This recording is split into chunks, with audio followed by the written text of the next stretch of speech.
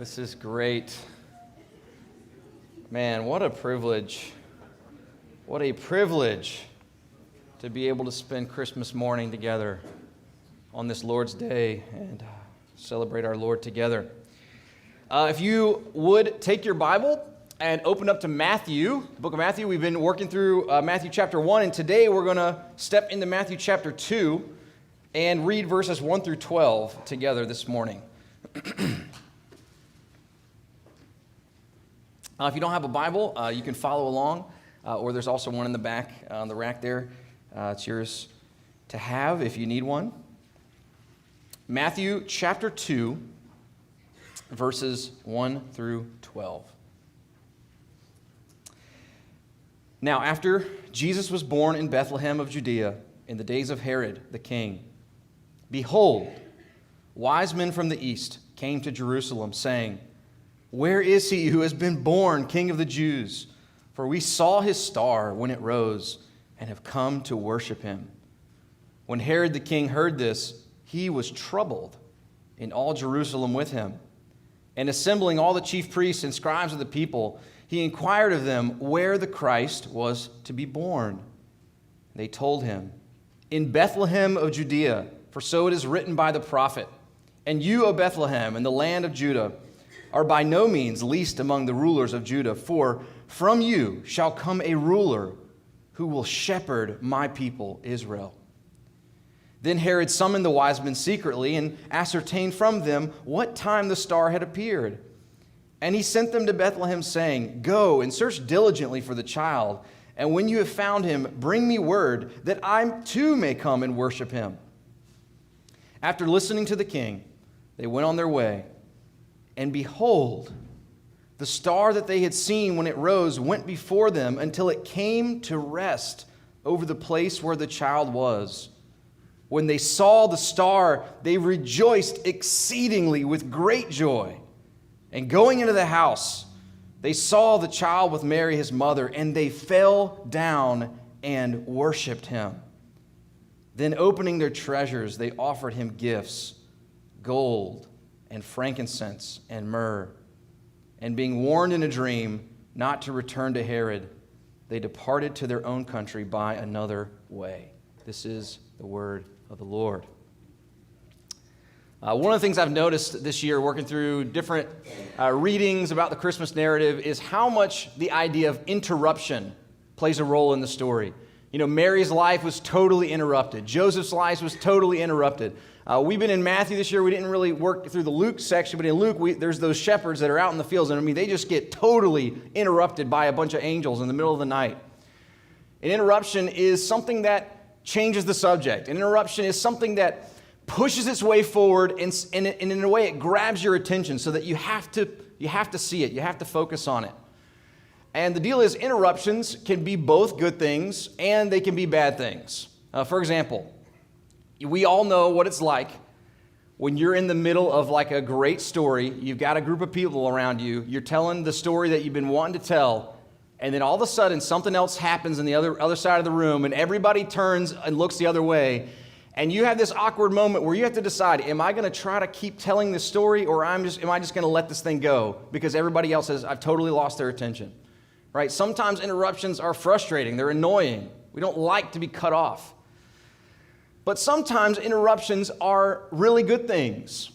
For example, a few years ago, Allie and I were out to dinner, and we got in a little argument. I don't know why that happen to us when we go on a date. I don't know. It just happens sometimes. But we get in a little argument, and apparently it was like obvious enough that other people around us knew what was going on. And just about the time when we like totally ruined our evening, our waiter came over and put the biggest piece of tiramisu I have ever seen in my life right down in front of us and said, "This is on the house." That interruption saved our evening. It was exactly what we needed to come in and change the subject so that we could laugh at ourselves and enjoy something sweet. Sometimes changing the subject is annoying, it's frustrating, but sometimes changing the subject is exactly what we need. Well, guys, the Christmas story is the story of the greatest interruption that has ever happened in the history of the world. It is absolutely undeniable that God's eternal Son, assuming flesh and being born into this world, is the greatest event that has changed the course of history more than anything else. The world has never been the same since, and it will never be the same after, because our great God and King has come into this world, broken in through this world. So here's the question we have to ask on this Christmas morning. Will we see the interruption of Jesus as an intruding interruption, or will we receive Jesus as a welcome interruption? Will Jesus interrupting our lives be annoying, frustrating, something that we push against? Or will Jesus interrupting our lives lead us to fall on our faces and worship him? So 4 things about Jesus on this Christmas morning. First, Christ is a king who welcomes everyone. Christ is a king who welcomes everyone. Verses 1 and 2, let's read them again. It says, "Now after Jesus was born in Bethlehem of Judea in the days of Herod the king, behold, wise men from the east came to Jerusalem, saying, 'Where is he who has been born King of the Jews? For we saw his star when it rose and have come to worship him.'" Now, we would expect that certain Jews would maybe want to come see the birth of Jesus. But what we wouldn't expect is that these men, who are designated as from the east, would be making this long journey to come and find Jesus to worship him. And we know that Matthew wants us to interrupt our normal way of thinking, because in verse 1, he uses the word behold. Behold means to look, gaze. It means pay attention. It means, hey, everybody, you don't want to miss this. Behold is like this. When you're riding in the car and you're sort of in the middle of a story and all of a sudden somebody says, "Oh my goodness, look at that." And your attention totally turns. And this is how you know you've beheld. When you turn back and you say, "Now, what were we talking about?" That is how Matthew wants us to see what's happening here. That people from a faraway place, from a totally different background, with totally different culture, with totally different upbringing, with a totally different view of the world, maybe even with different original beliefs, they have made their way to find Jesus. They have come to worship the King of the Jews, the King of Israel. And Matthew wants to say, hey guys, you need to see this is a big deal. So what is the big deal? This is the big deal. Jesus is a king who welcomes everyone.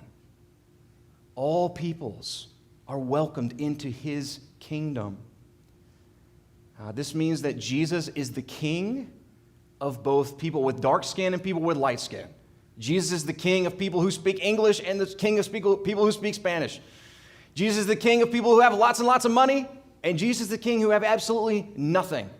Jesus is a king who welcomes everyone, and that means this morning it doesn't matter who you are, it doesn't matter where you come from, it doesn't matter what you've done. You are welcome into the kingdom of this king. So for some people, the interruption into history, that is Jesus Christ, is a most welcome interruption, but that's not true for everyone. And so second this morning, Christ is a king who threatens the proud. Christ is a king who threatens the proud. Verses 3 and 4 say, when Herod heard this, he was troubled, and all Jerusalem with him. And assembling all the chief priests and scribes of the people, he inquired of them where the Christ was to be born. So we find out at this time there was a king who was a king over this area of Israel. But this is the thing, Herod was not himself a Jew. But we can see why Herod would have been a little bit troubled by the news of another king being born, right? These guys didn't show up to Herod and say, has a king been born? No. They show up to Herod and say, hey, where is the king? And they're not talking about Herod. They've come to worship someone, and it's not Herod who they've come to worship. And so the reason Herod is troubled is because he's a king, and now there's another king in town, and when another king shows up, that means there is a affront to his power, his control, his authority. And now there's going to be a conflict. And so because of Herod's position in life, rather than seeing Jesus as a welcome interruption, he sees Jesus as an intruding interruption. And really, this is always true with Jesus. Jesus is a king. Kings have power. Kings have authority. Kings have dominion. And that means that for you and me, Jesus might actually be a threat to us.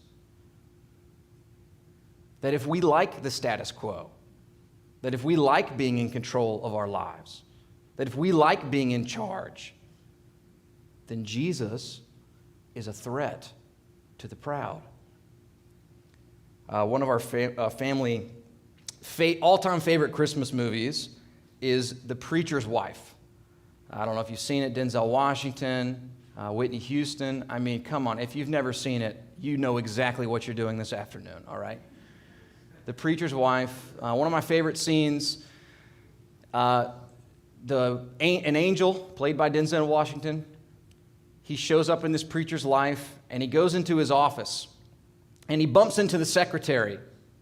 And the secretary says, "Excuse me, do you have an appointment?" And he says, "Well, no, not exactly. I've been sent here to help the Reverend, sort of like an assistant." And she says, "An assistant? I didn't hear anything about an assistant." And then her eyes just get really wide like this, and she says, "Oh, my Lord, am I getting fired?" And then the rest of the scene plays out where she basically freaks out because now she's out of a job. She realized that if an assistant has showed up, then it means that she doesn't have a job anymore. She doesn't have anything to do anymore. And guys, Herod was actually interpreting this situation precisely. That if a new king was in town, then that meant he could not be king any longer. And here this morning, what you and I have to come face to face with is this. If this king we've been singing about, the king of Israel, who's been born into the world, has arrived, it means that you and I are getting fired. You and I are being fired from the position of Lord of our lives. You and I are being fired, and guess what? We need to be fired. We aren't good at life. When we're in charge, we make a mess of things. We need Jesus to be our king. We need him to come in and take over for us because we don't know what we're doing. This morning, I know we have some kids and some young people in the room. I just want to speak directly to you this morning.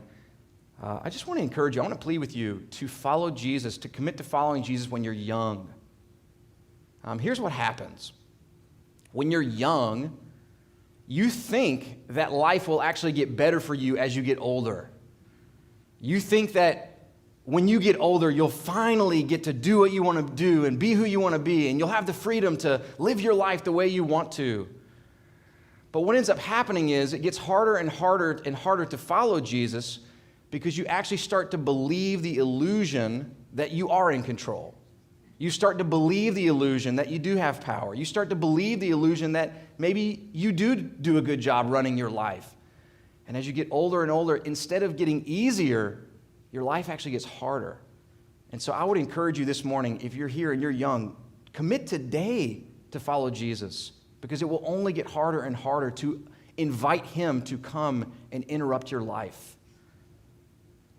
And then for all of us today, we all have to come to terms with the fact that we aren't good at running our lives. We need Jesus to come and fire us from the position of being in charge. We need Jesus to show up and be the Lord who we need, who actually knows how life really works. As we move into the new year, we're going to be jumping into the Sermon on the Mount. The Sermon on the Mount is just a few chapters later in the book of Matthew. And we're going to slow way down, and we're going to really work through the Sermon on the Mount between sort of the beginning of the year and Easter. And this was going to happen in the Sermon on the Mount. Jesus, as our king, he is going to teach us lots of really practical things about life, how to deal with anger, forgiveness, our marriages, how to deal with loving one another, and all sorts of really nitty-gritty practical things. But here is the thing that's going to happen over and over and over again. All the way through the Sermon on the Mount, our pride is going to be confronted. That all the way through, as we work through it, we are going to be tempted to treat Jesus like a buffet. Or we take and sort of pick the pieces of what he has to say that we like, but we stand to the side of the things that we don't like. But here this morning on Christmas, we're singing about the King. We're saying that Jesus is a welcome interruption. We're saying we are so thankful that Jesus has come into the world. And so as he confronts our pride, the call on our lives will be again and again and again to submit to what he has to say, believing that even if we don't understand what Jesus is telling us, that he actually knows better than we do how life really works. All right, here's why we submit to Jesus. Third this morning, Christ is a king who shepherds his people. Christ is a king who shepherds his people. Herod wants a little bit more information about who Jesus is, and so he actually starts with his own scribes and the religious leaders of the day. He calls them in and he asks them some questions about this Christ, this Messiah. And this is what it says in verses 5 and 6. It says, they told him that, talking about where he would be born, in Bethlehem of Judea. For so it is written by the prophet, and you, O Bethlehem, in the land of Judah, are by no means least among the rulers of Judah. For from you shall come a ruler who will shepherd my people Israel. This is why Christmas is a welcome interruption, because into this weary world, God has sent us a king who is a shepherd, who is a good shepherd. Now, I want you to imagine for a second being a child at an orphanage, parentless. You just don't quite have the love that you need. You don't quite have the specific nurture and care and patience from the parents in your life that you need. But then one day, these parents show up, loving, patient, kind, and they adopt you into their family. And yeah, maybe your life actually might have to get a little bit more disciplined. Maybe there is some tough love that comes, but now there's this tender love, this caring love, this precious love to care for you and to raise you and to nurture you.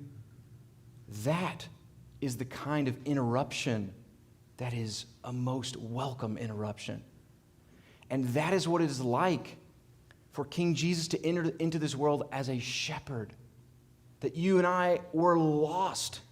You and I did not have the care that we needed. Why? Because we had stepped outside of God's good care. By our own foolishness, we had turned away from the God who was made to tenderly love us. But now a shepherd has come, and he has welcomed us in, and he wants to lead us and guide us and care for us. Here's a few things that we're celebrating this morning about the interruption of Jesus as our shepherd. I just want to share 4 things about Jesus as our shepherd. First is this: our shepherd is both God and man. Our shepherd is both God and man. So on the one hand, the fact that Jesus is one person who assumed a human nature means that he knows everything that we go through firsthand. He knows about our frailty. He knows about our temptations. He knows our weariness. He knows exactly where we are weak.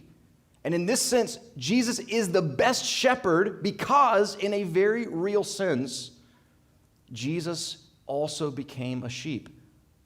This is how Hebrews says this in Hebrews 2:11. For he who sanctifies and those who are sanctified, so it's basically saying Jesus and his people, it says all have one source. That is why he is not ashamed to call them brothers. Eternal Son of God became everything it means to be a human being. in such a full way that he would be able to call us his brothers. Outstanding. And so because of Christmas, God's Son born into the world, Jesus knows all the ways that you and I are insecure, because he has experienced everything that makes us unsafe. But on the other hand, this one person who assumed humanity also has the divine nature. This one person who is both understands our weariness, who felt our temptations in his divinity, he never sleeps. He never grows tired. Nothing ever overpowers him.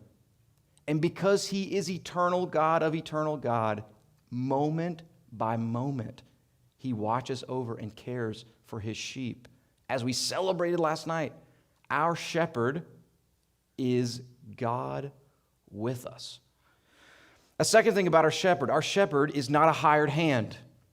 In John 10, Jesus tells about the problem with hired hands. This is what he says in John 10, 12 and 13. Jesus said, "He who is a hired hand and not a shepherd, who does not own the sheep, sees the wolf coming and leaves the sheep and flees, and the wolf snatches them and scatters them. He flees because he is a hired hand and cares nothing for the sheep." Simply put, guys, Jesus is not a hired hand. Jesus is a shepherd who actually cares for his sheep. He delights in his sheep. Can you believe this? Jesus enjoys his sheep. He loves being with his sheep. A third thing about our shepherd knows how and where to lead us. You and I can't see the future, but Jesus does see the future. You and I don't know the danger ahead, but Jesus does know the danger ahead. You and I don't always have our heads on straight, but Jesus always sees things clearly. And that is why he always knows where to lead us. But he also knows how to lead us. Sometimes he leads us more gently and softly, and then sometimes you and I need a nice kick in the butt. Sometimes Jesus disciplines us, but then sometimes he comforts us. He knows where he's leading us, and he knows exactly how to lead us. And then a fourth thing about our shepherd, most importantly this morning, our shepherd laid down his life for us. That you and I, we had wandered off. All we, like sheep, had gone astray. We had turned away from God's good care. We had stepped outside of God's loving boundaries, broken his law, foolishly thought that we could live our own way. And if God had wanted to, he could have left us astray, and he would have been totally right to do that. But what we celebrate at Christmas is that Jesus came, yes, to be born, yes, to live, but most especially to die, to be the Lamb of God who would take our sins upon himself, and as our good shepherd, lay down his life that we might be brought back into the fold again. This is the good shepherd who not only laid down his life, but did it willingly because he loves us. Guys, we don't have to live as orphans in this world.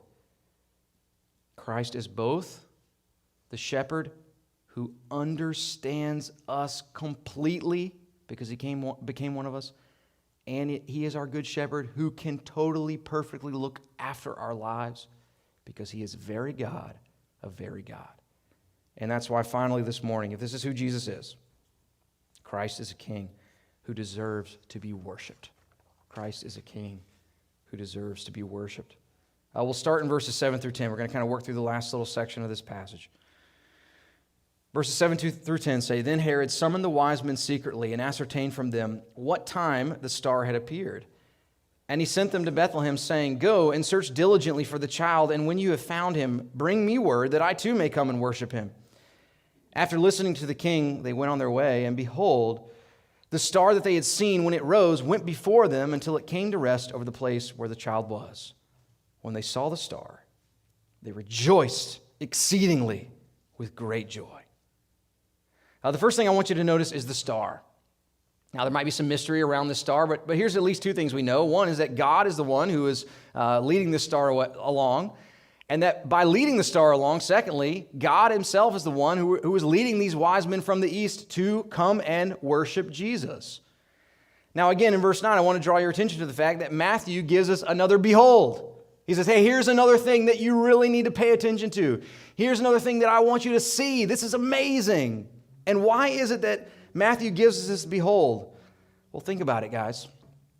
The first commandment of the 10 commandments is that you shall have no other God before me.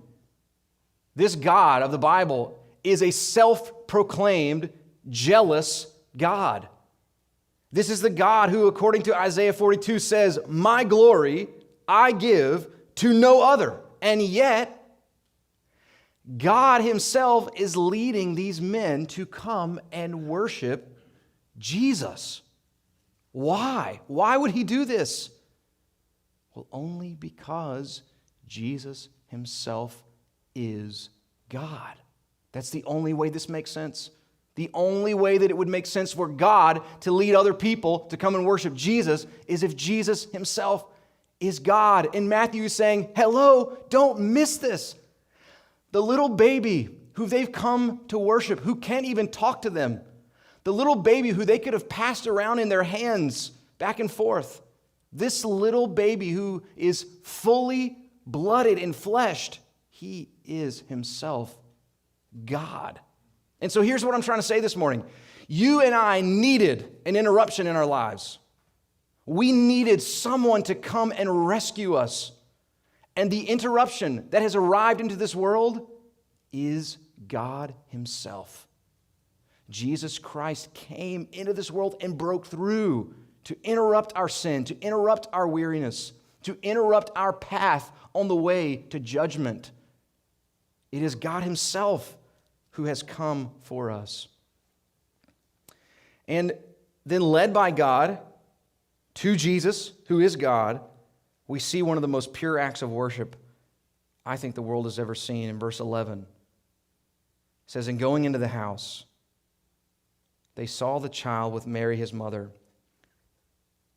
They saw the child with Mary his mother, and they fell down and worshiped him. This boy who couldn't even talk, who wasn't rich, who was dependent on his mother. No offense to Mary, but when they walk in the door, it's not her who they're there for. Jesus. They fall down before him and worship him. We've developed a little unspoken tradition in our family. Now, after a few years, on July 4th, it seems like for the last, 4, 5 years, every year on July 4th, we tell each other, let's just lay low this year, not leave, stay in the house. There's plenty of fireworks and stuff in the neighborhood. We'll just look at it through the window. And every year, somehow, we end up in the car. The fireworks start going off. The excitement level rises. We now have children in the house, and it's just, the swell happens, and now we've hopped off the couch, PJ's on, in the car, and we are driving around like mad people with our heads out the windows, trying to catch these fireworks. Some years we found it, some years we haven't. I think we ended up at the beach one year, Broadway one year, whatever. In the excitement, right, the chase is on, and we go after it. These men from the East, they chased Jesus so far. And for what? Did they leave with anything? Did they cash anything in? No. They came running after Jesus simply to worship him. They're teaching us this morning who the real treasure of life is. So, this year. It's the last Sunday of the year, by the way, if you didn't know. Looking ahead to 2023. What if we just took whatever goals and resolutions we're planning to make for 2023 and just ripped them in half? And what if over 2023 we just wrote, chase Jesus?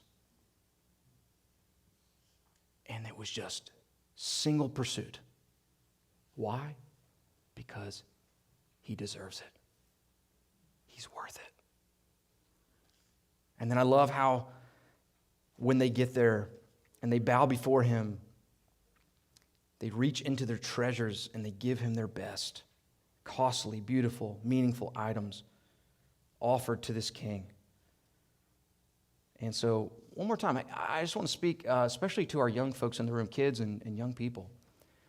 Maybe you see these wise men giving Jesus gold, frankincense, myrrh, these special, valuable things, and you think, what do I have to give? I don't own anything. I don't have anything. Well, this morning, you actually have the thing that's most important, and that is your heart. This morning, you can give Jesus your heart, and this is what's so cool about it. When you give Jesus your heart, then it becomes so much easier to give him everything else. But see, if we're stingy with Jesus when we don't really have anything, then we'll continue to be stingy with Jesus when we get more and more and more. But if we give Jesus our hearts, then giving him everything makes sense to us. It flows naturally out of our lives. So you may not have 1 cent, you may not have one thing that you feel like you can give Jesus. But if you give him your heart, really, you've given him everything. And then the last thing this morning, in light of these wise men from the east who came to worship Jesus, I want to encourage you all today. Find a moment, a quiet moment, a solitary moment, and I want to encourage you to actually bow down on your knees, get low on the ground, and worship your King. These wise men, this wasn't an act. This wasn't a performance. This isn't just a cute thing we watch on a play. Their hearts were so moved by their King that they fell down before him to worship him. So I want to invite you to do that at some point today, and then consider making that sort of kneeling, bowing prayer a regular part of your life. To humble yourself down before King Jesus and offer yourself up to him and pour your heart out to him. So, here's the question. Jesus, he's interrupted this world. The world has never been the same since, and it will never be the same. Will we see Jesus as an intruding interruption, or will we receive him as a welcome interruption? Will Jesus be a threat to us, a challenge to our control, or in light of who this wonderful shepherd is, who has laid down his life for us, will we in return offer up everything we have to him?